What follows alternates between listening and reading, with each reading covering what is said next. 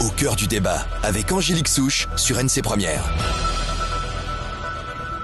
Quel avenir pour le tourisme en Nouvelle-Calédonie? Soleil, plage de sable fin, biodiversité exceptionnelle, la carte postale est parfaite, mais qui en profite vraiment?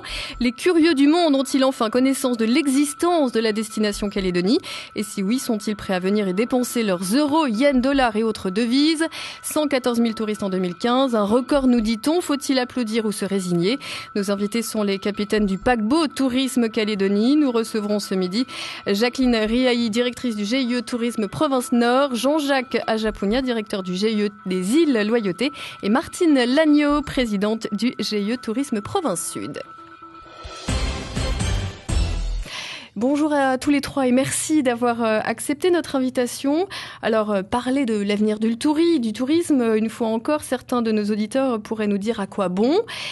Vous qui êtes, pour commencer, je le disais, au cœur de la machine, quelle est votre mission? Quelle mission vous êtes assignée? Est-ce qu'il s'agit finalement de maintenir une activité à flot ou est-ce qu'aujourd'hui, parler de progrès, de développement du tourisme, c'est encore quelque chose de réaliste?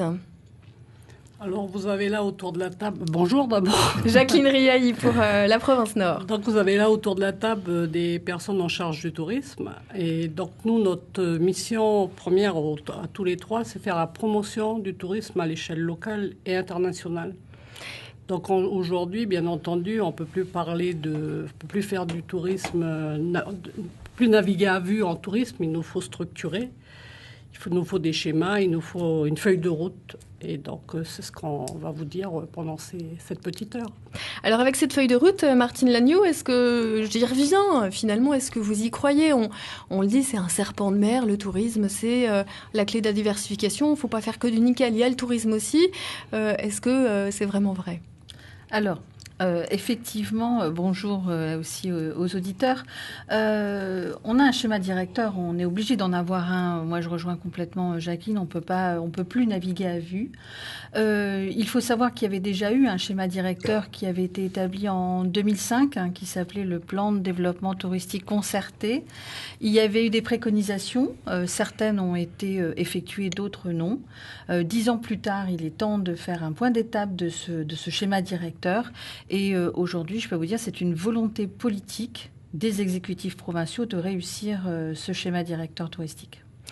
Jean-Jacques Ajapunia, vous travaillez pour la destination des îles, avec des problématiques particulières, on y reviendra, mais là, une fois encore, est-ce que finalement vous vous battez pour maintenir quelque chose? On pense bien sûr au problème de desserte, ou vous avez vraiment, à moyen terme, dans l'année qui arrive, les années qui arrivent, espoir de voir votre nombre de fréquentations augmenter?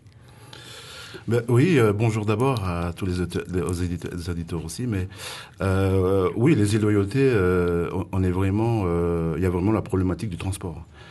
Ça, c'est un point qui est toujours à l'ordre du jour, que ce soit le transport aérien ou maritime, on est vraiment... on a vraiment la problématique du transport. Maintenant, comme disaient tout à l'heure mes deux collègues, c'est qu'on est en train de travailler ensemble pour qu'il y ait une dynamique sur le tourisme, sur l'ensemble de la Nouvelle-Calédonie, donc les 3 provinces. Et donc, oui, on y travaille là-dessus, donc même pour nous, de la province des îles. Alors, justement, cette dynamique, partons du constat. Aujourd'hui, je l'ai dit en introduction, 114 000 touristes en 2015, c'est le nouveau record. On a un petit peu plus de 440 000 croisiéristes cette fois. Et alors, suivant les chiffres qu'on prend, ça rapporte, parce que c'est ce qui intéresse un petit peu notre économie, ça rapporte à l'économie calédonienne 17 milliards de devises, un peu plus de 50 milliards de francs de chiffre d'affaires. J'ai enlevé, je précise, le prix des billets d'avion. C'est vraiment ce qui rentre dans les entreprises calédoniennes. Quels sont vos objectifs? Il y a un salon la semaine prochaine, il y a aussi tout un travail avec les professionnels. Quels sont les objectifs chiffrés pour ce secteur de l'économie? Martine pour les Lagneau. objectifs. Oui, alors on a des objectifs chaque année. Maintenant, c'est vraiment nécessaire et important d'abord parce que tout le monde doit se retrouver ensemble sur ces objectifs. Donc, par rapport à la progression que nous avons connue en 2015, nous avons un objectif de 120 000 touristes cette année. Il faut savoir qu'à peu près 5 000 touristes supplémentaires, c'est plus d'1,2 milliard de devises injectées dans l'économie calédonienne et donc du coup de l'emploi qui se stabilise. Alors, chacun maintenant dans vos provinces, on imagine que les objectifs ne sont pas les mêmes. En province Nord, Jacqueline Riahi, quelle est la cible que vous visez ? Est-ce qu'il y a une clientèle, peut-être de tourisme résident, qui est privilégiée ? Quelle est votre stratégie aujourd'hui ? Alors nous, l'essentiel de nos clients viennent de nos mers. Donc le réservoir est à 80% local et dans ce marché local, on a une grande partie qui proviennent du marché affinitaire, donc qui vient de France. Et après, on est en pourcentage sur les étrangers, on tourne entre 6 et 10%. Et alors là, quelles sont vos marges de manœuvre ? On le voit, hein, c'est sur les derniers chiffres, les Australiens reviennent, les Japonais reviennent un peu plus. Est-ce que la province Nord a à cœur de les conquérir ? Ah bien entendu, parce qu'aujourd'hui, malgré tout ce qui se dit, le marché local, il n'est pas suffisant. Le gâteau, il se rétrécit d'année en année, puisque si on revient 10 ans en arrière, la province Nord, notamment le GIE Tourisme Province Nord, avait initié ce qu'on appelle les week-ends découvertes. Donc on était tout seul avant le plus grand terrain de jeu, la montagne terrestre, les week-ends en tribu, etc. Aujourd'hui, c'est un événement qu'on retrouve dans les îles au travers des Ibozu. Vous avez de la concurrence locale alors ? Mais c'est très bien. Moi, je trouve qu'à partir du moment où on donne envie aux gens de redécouvrir le pays, on fait consommer local, il faut, et si c'est un concept qui a marché, je suis la première ravie. Sauf que, comme je vous dis, le gâteau a rétréci, donc moi, je dois innover, sortir de nouveaux concepts, parce que sur le marché local, on reste concurrent. Et est-ce que vous avez des atouts pour conquérir la clientèle internationale ? Aujourd'hui, si on prend la province Nord, au patrimoine, enfin sur le classement du Lagan, il y a quand même 3 zones qui sont, sur les 6 zones classées, il y en a 3 qui sont en province Nord, donc les atouts naturels, on les a. On a la région Nianguen qui se développe bien en matière de tourisme, mais c'est une politique communale. Ce qui est très important en matière de tourisme, c'est le fait qu'une commune s'approprie dans son développement le tourisme. Et je félicite la commune de Nianguen parce qu'elle le fait depuis de nombreuses années. Petit à petit, elle construit, elle organise, elle structure. Et ça, c'est tout bénef dans les années à venir. La province des îles, on y revient, Jean-Jacques Ajapunia, c'est forcément encore une fois une problématique différente. J'ai envie de vous demander, j'ai donné le chiffre global, 440 000 croisiéristes, il y en a de plus en plus, notamment sur Marais, mais en règle générale sur les Loyautés. Est-ce que finalement, pour vous aujourd'hui, le dilemme, c'est pas de choisir entre le touriste qui prend l'avion, qui atterrit à Tontouta, etc., et qui va reprendre l'avion pour venir vous voir, ou le croisiériste qui vient facilement, mais qui passe finalement 1 à 2 journées sur vos terres? Alors effectivement, c'est 2 marchés complètement différents, donc les croisiéristes et les touristes de séjour. Je reviendrai tout simplement à la question que vous posiez tout à l'heure concernant la fréquentation, notamment aux îles Loyauté. On a les 2 marchés, on va dire les 2 plus gros marchés touristiques de la province des îles Loyauté, c'est le marché calédonien d'abord et le marché métropolitain avec les affinitaires. À l'ensemble des deux marchés constituent 85% 85%. Donc c'est pas négligeable. Donc après on a le marché japonais quand même qui va à UVA parce que UVA a une certaine notoriété déjà sur le marché japonais.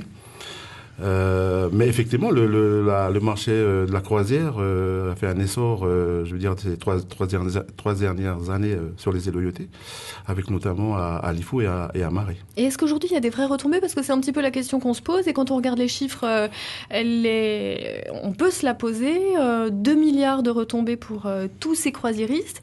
C'est finalement beaucoup pour pas grand-chose. J'ai même envie de dire peut-être beaucoup de pollution, de dérangement des populations pour peu de retombées. Est-ce que vous le voyez comme ça ou pas du tout ?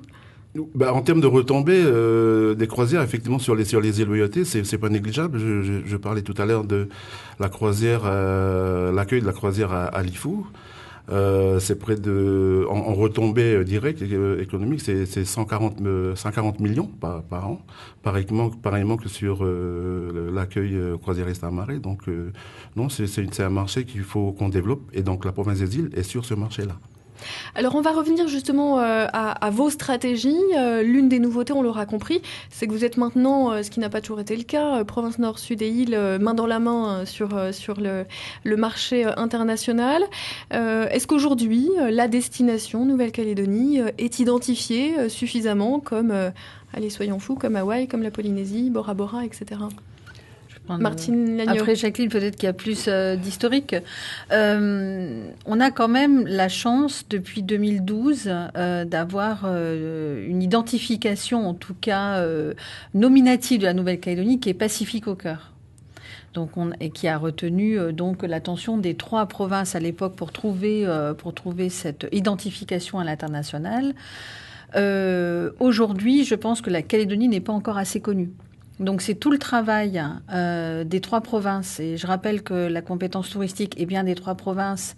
Et la nouveauté depuis début 2014, c'est de travailler tous ensemble au-delà de cette identification de Pacifique au cœur. C'est travailler ensemble pour se faire connaître avec nos richesses naturelles de chaque province. Concrètement, vous investissez dans cette promotion. On imagine, vous investissez combien? Est-ce que vous investissez assez pour exister au-delà du récif? Je vais dire que qu'on est encore, le budget n'est pas suffisant pour faire mieux.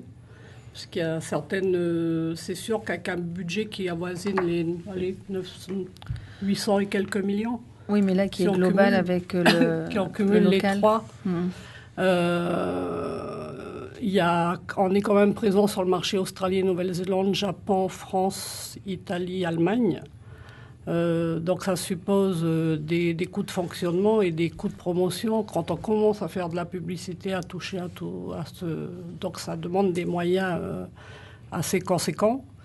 Et notamment quand on est la Nouvelle-Calédonie, qui n'a pas comme Tahiti bénéficié d'un mythe, de la vainée ou d'une histoire, nous on doit la construire, notre histoire.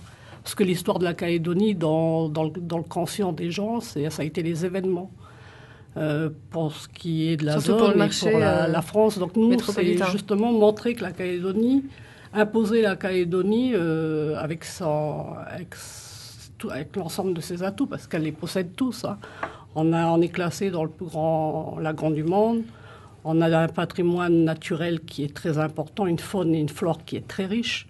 On a un taux d'endémisme qui est important. On a l'authenticité de nos cultures, qu'elles soient kanak et l'histoire de la colonisation avec l'arrivée des bagnards, etc. C'est un patrimoine historique qui est formidable. Aujourd'hui, les gens, quand ils font le tour de Calédonie, ils se nourrissent à chaque étape de leur découverte de plein de choses. Qu'est-ce qui...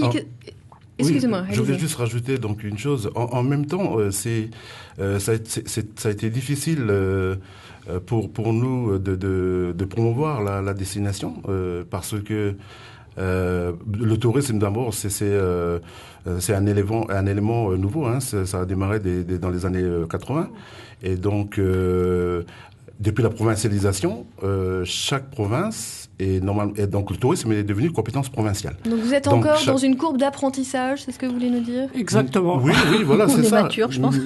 Mais en même temps, donc comme le tourisme de compétence provinciale, donc chaque province est censée normalement faire sa propre promotion, que ce soit local ou international. Donc la difficulté pour nous au départ, c'est quand on va dans des salons, etc., dans des workshops à l'extérieur, c'est chacun venait présenter sa province. Maintenant, comme disait Madame Lagneau, c'est que depuis 2012, on a essayé de trouver une image de marque de la Nouvelle-Calédonie qui est Pacifique au cœur, et que maintenant cette image-là est reconnue par les tour opérateurs, les agents de voyage étrangers. Donc on a maintenant une image forte de la Nouvelle-Calédonie qui est Pacifique au cœur, mais comme on disait, donc il faut les moyens pour accentuer la promotion à l'international.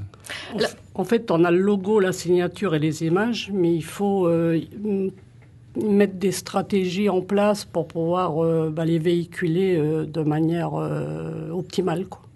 Alors il y a, malgré, on sent beaucoup d'optimisme, il y a quand même, on va dire, des freins qui sont objectifs. On va commencer peut-être par le principal, le coût de l'aérien. Ça coûte très cher de venir en Nouvelle-Calédonie. Le billet d'avion coûte très cher. Quels sont aujourd'hui, est-ce que là-dessus, ça paraît, j'allais dire, insurmontable? Est-ce que vous avancez sur des solutions? Est-ce que Air Calin est finalement inclus dans votre réflexion? Je regarde mes collègues. Oui, alors d'abord, déjà, on va peut-être combattre quelques mythes. On va tout d'abord parler de la destination régionale, puisqu'il nous faut une politique commune. Et la politique commune qui se détache, en tout cas en 2016, c'est notre zone géographique. Donc on est sur l'Océanie, voilà, avec sur l'Australie, la Nouvelle-Zélande, le Japon et après les Chinois. C'est-à-dire que pour eux, ce n'est pas cher de venir en Calédonie. Non, parce que sincèrement, si vous faites un comparatif, en fait, alors après, on peut faire des comparatifs sur plusieurs saisons, sur une année. Très régulièrement, lorsqu'on parle de package, ça comprend toujours un avion et des nuitées d'hôtel. Nous sommes à $100 près, pareil, identique au Vanuatu et au Fidji. Donc, c'est pour ça que je dis on va combattre un mythe, parce que notre compagnie locale Air Calédonie International, justement, qui fait partie de ces contrats de destination, s'est totalement et fortement impliquée en proposant des prix, ce qu'on appelle des prix promotionnels, qui sont de fait établis avec des nuitées hôtelières, et c'est ce qui fait ce qu'on appelle les packages au niveau international. C'est comme ça que vous expliquez le sursaut, entre guillemets, de clientèle australienne ces derniers mois? Complètement, plus une agence qui nous représente sur Sydney, Brisbane et Melbourne, qui est très dynamique, qui a donné une autre dynamique, une autre image, une autre façon de construire la Nouvelle-Calédonie, rajeunie par rapport à nos années précédentes. Donc tous ces créatifs, plus les packages proposés par les hôteliers, qui eux aussi se sont totalement investis dans les contrats de destination et la compagnie aérienne, ça donne ce qu'on a vu les 2 dernières années. Donc, ce qui veut dire, si j'essaie de peut-être de lire un petit peu trop entre les lignes, mais ça veut dire qu'aujourd'hui, vous êtes prêt à délaisser, entre guillemets, le marché affinitaire classique, finalement, qui est le marché métropolitain, pour se concentrer sur un marché régional. Mais il faudrait, de toute manière, parce que le marché affinitaire, il vient sans vraiment être impacté par la promotion ou les publicités qu'on est en train de mener sur le marché français. Toujours est-il que quand on a un cousin qui est à l'autre bout de la Calédonie et qu'on voit une belle pub à la télévision, quand on habite Toulon, je sais pas, je vais dire dans les Pyrénées ou Quimper, là on se dit, j'irai peut-être le voir. Donc la promotion, elle a peut-être, elle va faire en sorte qu'il y aura le petit déclic. Mais il est vrai que travailler aujourd'hui, on a pêché pendant des années à pas travailler suffisamment ces marchés de proximité que sont l'Australie et la Nouvelle-Zélande, alors que ce sont des marchés qui fournissent chaque année un maximum d'Australiens, puisque les Australiens et les Néo-Zélandais sont de très grands voyageurs, ils vont partout dans le monde, pourquoi pas venir à 2h30 de chez eux, quoi. Martine, il est vrai que là, c'est tout un travail qui a commencé et qu'il faut mener encore quelques années, quoi. Oui, tout à fait. C'est vraiment... on s'est peut-être un petit peu dispersé. Ceci dit, là aussi, c'est l'histoire un petit peu qui nous ramène à l'Europe et à la métropole. L'action, de toute façon, des 3GE sera faite sur la zone. Ça, c'est sûr, puisque ce sont ce qu'ils appellent des vols one-way, c'est-à-dire qu'en une seule fois, on arrive chez nous. On fait 2h30 d'Australie, on fait 2h30 de Nouvelle-Zélande, on fait un vol direct lorsqu'on vient du Japon, et peut-être demain, on fera un vol direct lorsqu'on viendra de la Chine. Donc ça, c'est notre priorité. Par contre, on ne perd pas cette clientèle. Alors moi, j'ai envie de la changer, j'ai plus envie de l'appeler l'affinitaire, parce que c'est aussi des touristes qui viennent nous voir et nous rencontrer, qui eux, par contre, sont très présents dans les îles et dans le nord, puisqu'ils font... en brousse, en général. Ils bougent plus facilement en Calédonie. C'est plus long, leur moyenne, je crois, c'est 21 jours lorsqu'ils viennent. Sur 3 semaines, ils ont bien 15 jours de découverte de la destination, ils vont partout. Ils vont en tribu, ils vont sur les stations d'élevage, ils pratiquent, consomment du loisir. Alors, en même temps, je reviens sur les affinitaires, parce que c'est vrai que nous, au niveau, pour les îles Loyauté, on va considérer ces affinitaires comme des touristes potentiels de séjour, parce que quand ils arrivent en Nouvelle-Calédonie, quand ils vont aux îles, ils emmènent aussi leurs parents, leur famille, et qui viennent dépenser aux îles loyauté, non seulement dans Donc dans les vous la structures bichonnez, d'hébergement. cette clientèle-là. Oui, hein. oui, tout Oui. à fait. Oui, on l'a bichonné. C'est d'ailleurs, comme je disais au départ, c'est que nous, au niveau des LOET, c'est d'abord le marché calédonien et le marché métropolitain. Alors justement, bichonner la clientèle, c'est pas toujours le point fort, en tout cas dans les retours des touristes. Il y a parfois un problème, surtout dans l'hôtellerie haut de gamme, entre la prestation vendue et la prestation réelle. Je vous propose d'écouter à ce propos-là Dominique Michaud de la Fédération justement hôtelière de Nouvelle-Calédonie. C'est toujours un combat, et je pense que ça le sera encore pendant beaucoup d'années.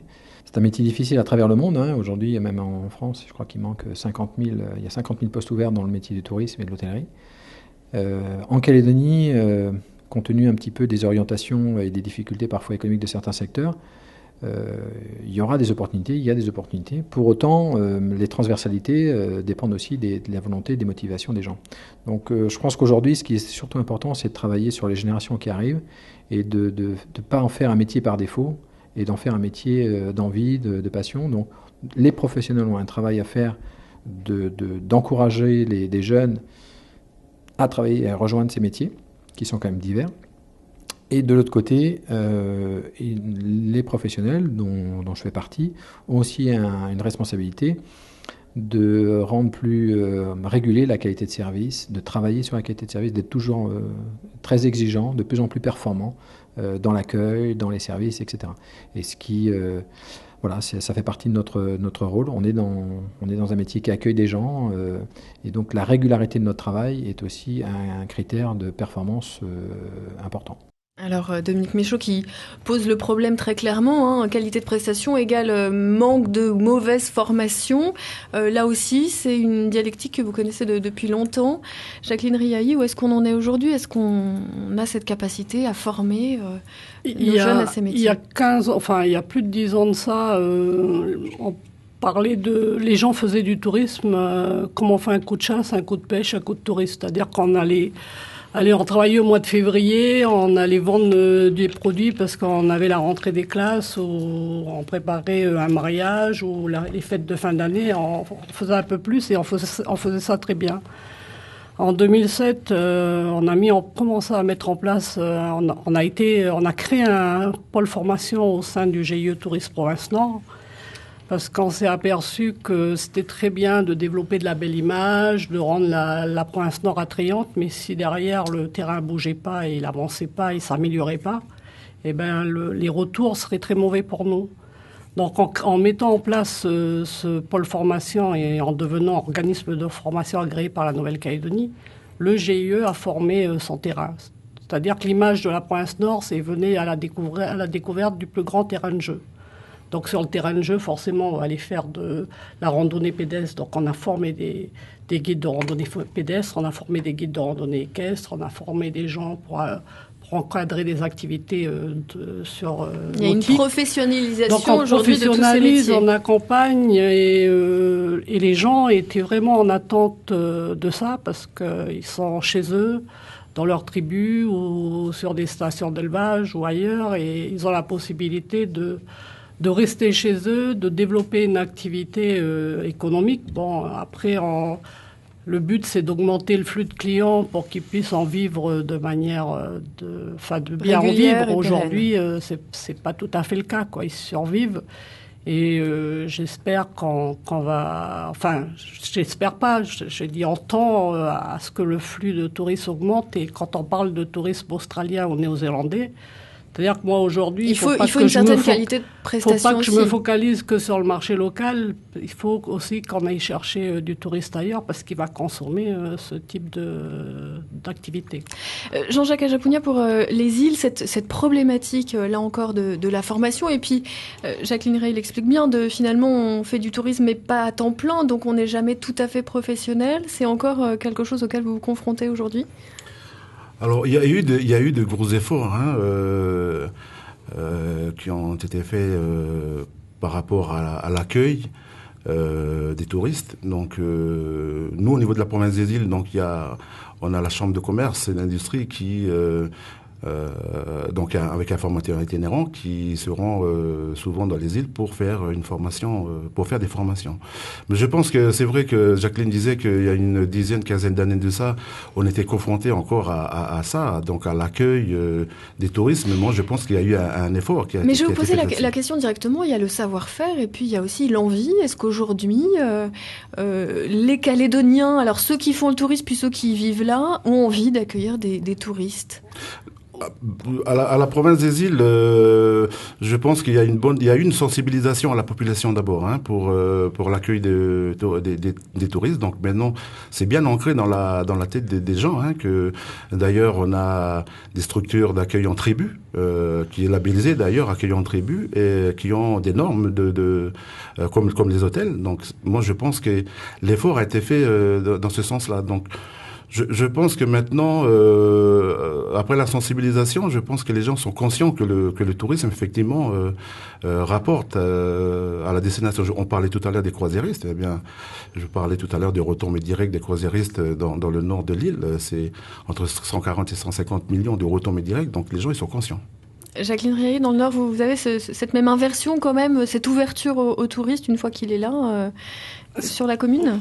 On a, de 2003 jusqu'en 2013, on va dire depuis 90 jusqu'en 2013, on a mis tout ce temps-là pour sensibiliser les gens du Nord au développement touristique. C'est-à-dire essayer simplement de leur expliquer que la Grande Baie, là, il n'y a que 2 personnes, on peut en mettre 2 de plus, quoi. Parce qu'en fait, on a affaire à des Calédoniens qui n'aiment pas trop partager leur espace parce que voilà, c'est nos endroits, les touristes, tu les mets ailleurs, tu les laisses à Nouméa. Non, on va essayer d'en partager un peu sur l'ensemble du territoire. Je pense qu'on a réussi à passer ce cap-là depuis 2013, donc les gens sont sensibilisés. Aujourd'hui, il faut sensibiliser au-dessus, c'est-à-dire qu'au-dessus, on va parler des politiques pour qu'ils s'approprient bien le secteur touristique comme un vrai secteur, une industrie à part entière et qui a besoin d'être accompagné, etc. On y revient, aujourd'hui, il a été oublié. Il y a quelqu'un derrière qui le disait nickel, un petit peu. que le tourisme se faisait tout seul. Et non, il ne se fait pas tout seul. Il a besoin aussi d'un accompagnement, d'une structuration à l'échelle du pays, etc.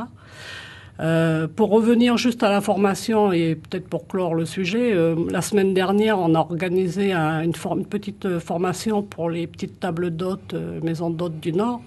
Et on a fait venir un chef du Sud qui est Gabriel Levionnois. Pourquoi lui ? Parce que lui, il a sa particularité, c'est qu'il va au marché le matin de Nouméa, il faisait son marché et puis il faisait son menu de la semaine. Et la formation qu'il a donnée aux gens du Nord, aux dames là, qui font des repas pour les touristes, il les a amenés dans leur jardin et il leur a dit on va prélever tout ce qu'il y a dans le jardin et puis là on va concevoir le menu.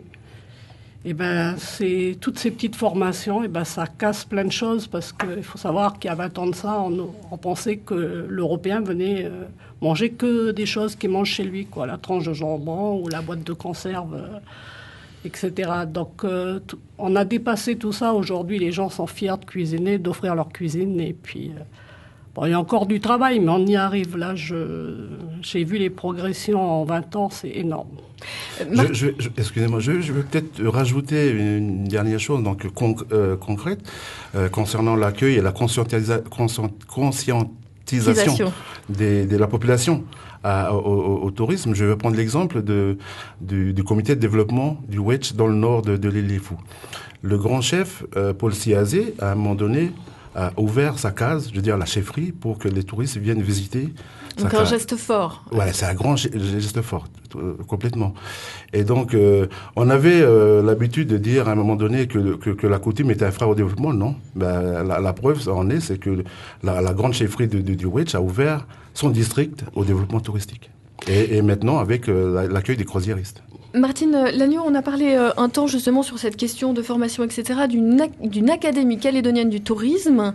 Où est-ce qu'on en est ? Alors, pour l'instant, on n'est pas là. Non, moi, je voudrais juste revenir par rapport à ce qu'ont dit mes collègues. Tout d'abord, effectivement, une sensibilisation de la population n'a peut-être pas été assez faite les 10 dernières années, parce que je rejoins, il n'y a peut-être pas eu une volonté politique forte d'inscrire le tourisme comme une industrie, comme un secteur à part entière. Aujourd'hui, les exécutifs provinciaux, mes collègues Mathias Wanneux, Émile Netchero, on travaille tous ensemble pour réussir d'abord de proposer des campagnes de sensibilisation et ensuite la formation. Et d'ailleurs, vous êtes en Province Nord les acteurs de la formation touristique et on a tout à gagner à là aussi mutualiser nos formations et de montrer surtout ce que veulent nos touristes quand ils viennent nous voir. Et je rejoins totalement Jacqueline qui disait on faisait un peu le tourisme avec un coup de chasse et un coup de pêche. Parce que voilà, il suffisait qu'on soit un petit peu accueillant ce jour-là et puis qu'on ait fait un petit plat et puis c'était sympa. C'est beaucoup plus que ça. C'est vraiment une formation à part entière. C'est un métier à part entière et il faut que nos concitoyens calédoniens prennent l'importance que c'est un métier dans lequel on peut s'éclater. Ce que je vois aussi, c'est que vous avez de l'insertion derrière. Donc, une formation, vous avez donc de l'insertion. Aujourd'hui, on a une jeunesse qui n'est pas toujours insérée. Et puis, des activités. C'est-à-dire que ça peut aussi créer une activité. Et donc l'académie, vous ne m'avez pas répondu. Et donc l'académie, j'ai pas répondu parce qu'elle ne fait pas partie, en tout cas pour l'instant, des projets qui ont été, en tout cas, retenus par les professionnels. Je profite d'ailleurs de remercier toutes les personnes qui se sont associées aux ateliers du tourisme parce que ça a été très riche. Ça n'est pas ressorti. Par contre, une mutualisation de la formation, voire à envoyer nos cadres à l'extérieur, dans la zone, pour voir comment ça se passe et faire des échanges. Et la Nouvelle-Zélande, est aujourd'hui friande de pouvoir faire des échanges entre la Nouvelle-Calédonie et la Nouvelle-Zélande, justement sur des formations touristiques. Et il se dit même que les promoteurs de croisiéristes pourraient même recevoir quelques stagiaires à bord des bateaux, des stagiaires calédoniens pour des périodes de 6 mois à bord des bateaux. Donc l'académie et en plus, ça fait depuis l'année dernière, on a intégré le SPTO, le South Pacific Tourism Organization. Et ça va nous permettre justement de pouvoir faciliter les échanges de formation. Les échanges avec les pays de la zone, notamment Fidji surtout. Oui, et surtout de bénéficier des actions qui sont menées par le SPTO, donc en matière de formation, en matière de promotion. De promotion également, d'être intégré dans la destination Océanie. J'aimerais qu'on s'intéresse, il nous reste quelques minutes encore, à la spécificité de l'hôtellerie. Finalement, l'hébergement, c'est la porte d'entrée du tourisme. Alors comment se porte ce secteur ? On a justement posé la question à Dominique Michaud, une fois encore, de la Fédération hôtelière de Nouvelle-Calédonie. Les situations hôtelières sont différentes d'hôtel en hôtel. En clair, ceux qui effectivement accueillent ces clients un peu internationaux, qui ont des profils plus de clientèle internationale, accueillant des Japonais, des Australiens, des Néo-Zélandais, ont bénéficié de ces arrivées, tandis que ceux qui étaient plus orientés sur un marché local, peut-être ont plus de difficultés aujourd'hui à fonctionner. Est-ce qu'il faut, pour vous, encore aujourd'hui, construire des hôtels et encore avec des fiscalisations ? Construire des hôtels, oui. Il faut savoir que la marge de progression par rapport à d'autres endroits est encore énorme. Si on regarde le nombre d'hôtels, même dans des îles proches telles que le Vanuatu, Fidji, la Polynésie ou même. Donc un groupe comme le nôtre a ouvert cette année 80 hôtels. On en a signé 100. On est dans des courbes de croissance énormes à travers le monde. Donc ça veut dire que la concurrence est accrue et que de nouvelles destinations pointent leur bout du nez. Donc il faut rester en permanence ambitieux dans ce domaine.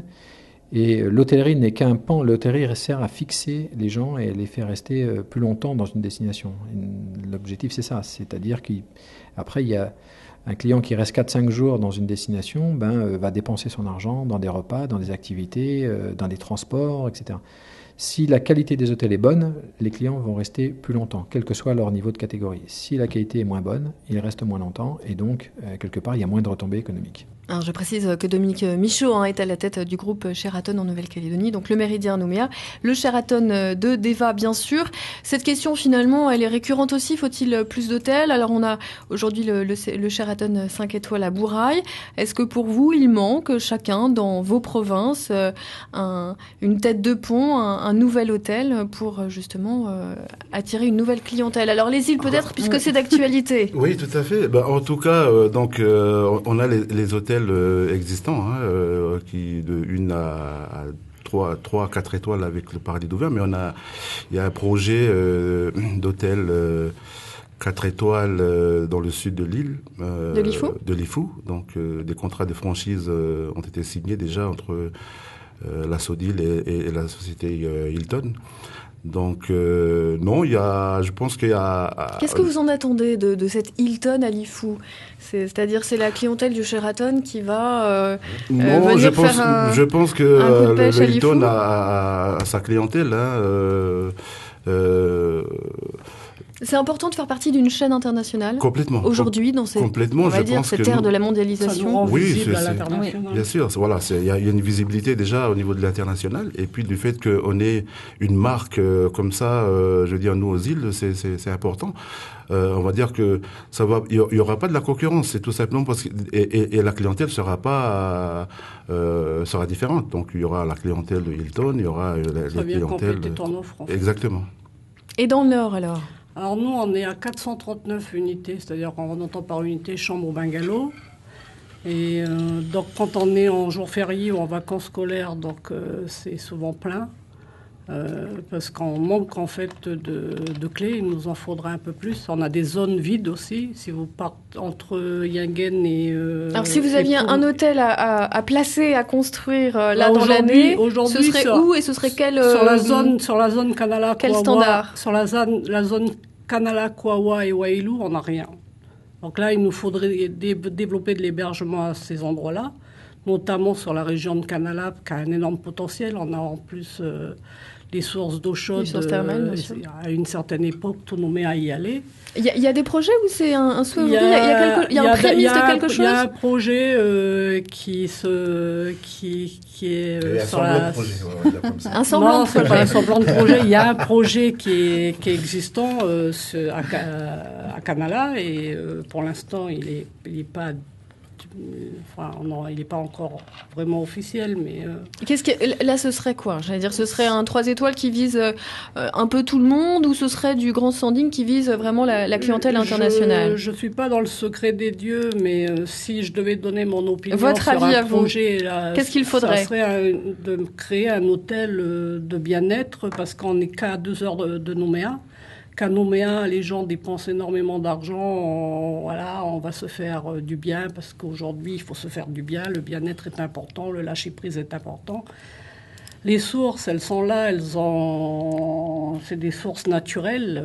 Donc, on peut venir faire des bains.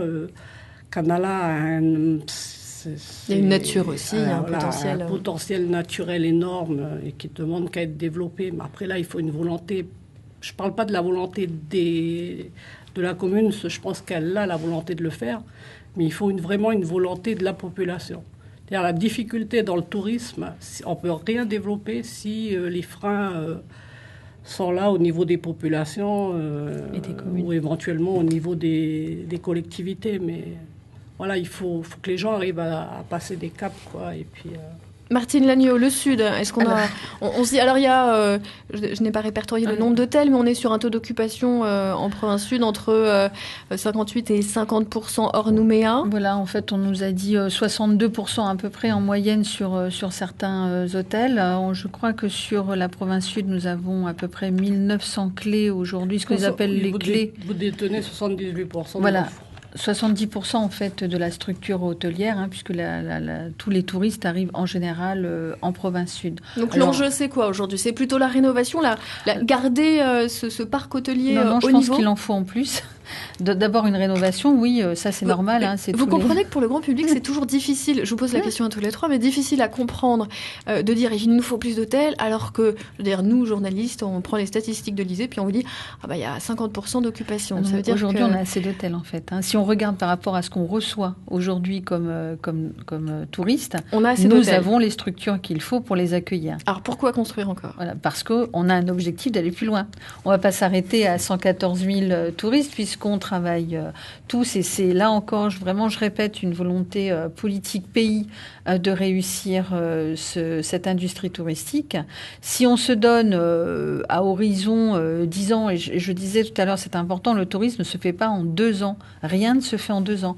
C'est pratiquement une génération. Vous pensez à l'aéroport international qui a mis beaucoup de temps à se construire. Il faut une rénovation de flotte, aussi bien Aircal que Air Calédonie International. Les rénovations d'hôtels ne se font pas en 1 an. an. Les constructions d'hôtels ne se font pas non plus en un an. Mais en tout cas, si on se dit qu'à 10 ans, on a 200 000 touristes, c'est un objectif qu'on doit se fixer, il nous faudra, sur la Nouvelle-Calédonie en général, 500 ce qu'on appelle clés, 500 donc chambres. 500 structures, 500 chambres supplémentaires de ce qu'on a aujourd'hui, y compris les rénovations à venir. Il nous reste vraiment quelques minutes la semaine prochaine. C'est donc le salon annuel du tourisme. Vous y vendrez chacun votre destination. Jean-Jacques Ajapunia, pourquoi les Calédoniens doivent venir vous voir au Centre culturel la semaine prochaine? Eh bien, simplement parce que c'est là le salon du tourisme est devenu... Vous faites des bons prix?